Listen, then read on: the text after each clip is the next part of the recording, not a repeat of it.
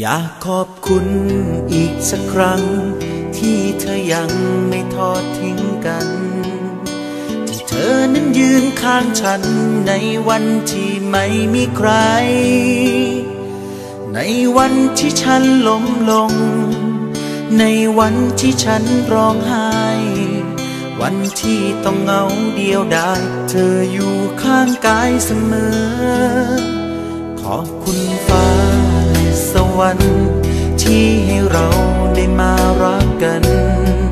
แต่งเติมชีวิตของฉันเติมฝันให้เต็มหัวใจขอบคุณที่เธอรักกันขอบคุณที่เธอมั่นใจ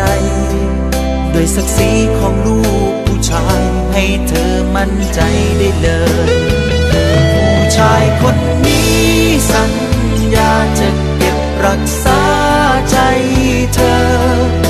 จะรักให้สมที่เธอมอบใจของเธอให้ฉัน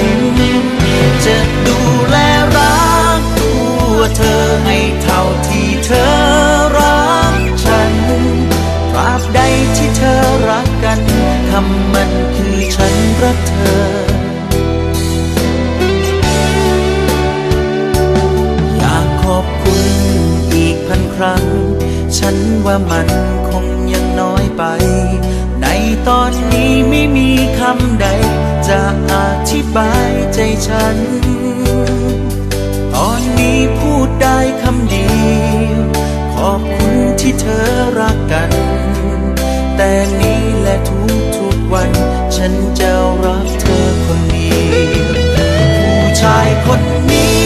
สัญญาจะเก็บรักษาใจเธอ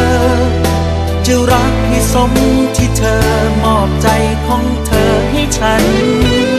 จะดูแลรักตัวเธอให้เท่าที่เธอรักฉันตราบใดที่เธอรักกันคำมันคือฉันรักเธอ